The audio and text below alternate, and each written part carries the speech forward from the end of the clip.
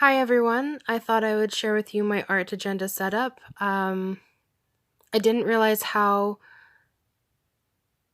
well this is working for me when it comes to organizing my art, setting goals, keeping track of those goals, and kind of doing art prompts and challenging some of my skills. So this is from the Jane Davenport collection. It is fully customizable when you buy it. I was able to use my acrylics and watercolor concentrates to decorate the outside into a galaxy theme. Another thing that I purchased from the Jane Davenport collection are these pocket organizers.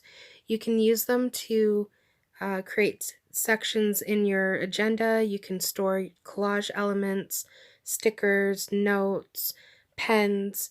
They're a really useful tool to have, actually. I love them so much. Okay, so here I'm going to show you my monthly setup. When I first started these pages, they were much bigger, so January I was able to collage it down to fit the right size and the new layout. I did this with February as well, so you'll see that.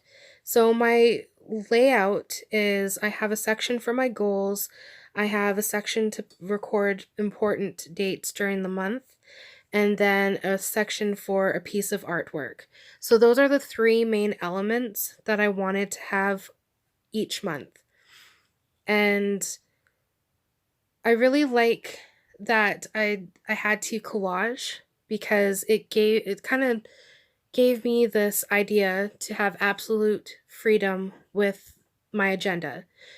For a long time now, I was focusing more on creating finished works of art, and that really stopped my process because every time I messed up, that was it.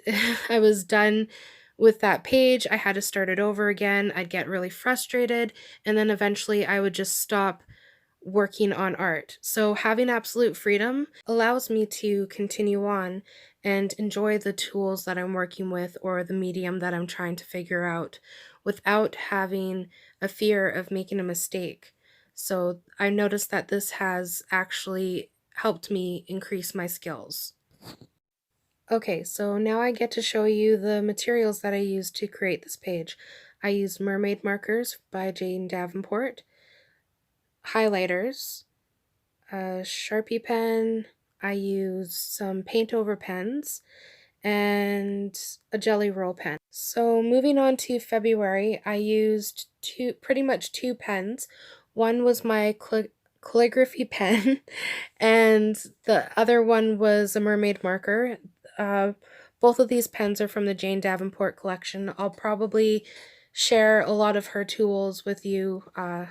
You should check her out on YouTube. I really enjoy her. I just really enjoy everything she does. It's really fun.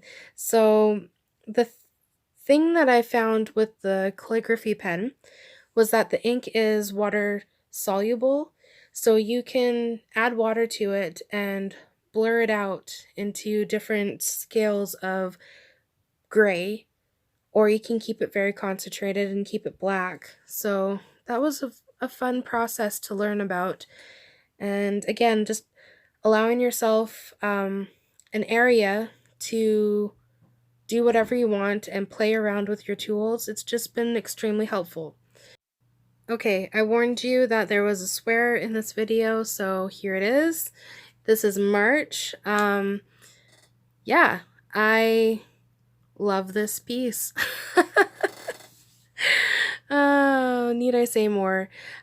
So I didn't get to film the tools I used for this month or the next month, but I used my mermaid markers, a Sharpie pen for that month, and this month I used a skin tone palette that I'll show you in a different video, and I think I used my Dr.Ph Martin watercolor concentrates, so that's what I did for this. Okay, so I'm going to show you the setup of my Midori book and how easy it is just to slide in the pocket organizer, any section of paper. Really, once I'm done with this year, 2020, it's easy enough to take out the pieces of paper and add in a new section and start a completely new year. What I also did, and the benefit to having a Midori book, is you get to choose what types of paper you can put in. So I was actually able to cut watercolor paper, and I didn't bind them together.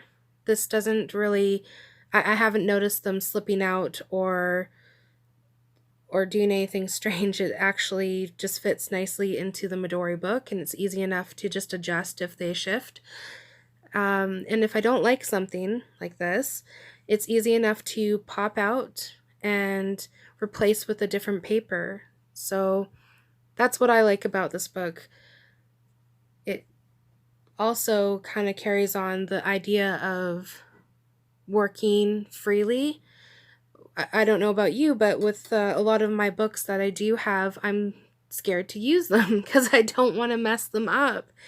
And again, I have some really nice empty books. So everything that I'm trying to do here is just falling in line with allowing myself to work freely and not worry about messing up.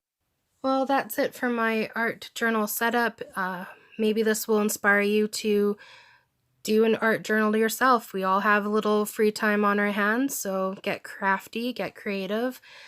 Be sure to just continue on. If you make a mistake, just slap another picture of something that you like over top of it. That's what I do. Here's a little clip of my next video. It's for my art, well, my skin tone palette, I should say, and my travel setup. So be sure to like and subscribe to this YouTube channel and follow me on Facebook and Instagram. I'll see you guys later. Bye.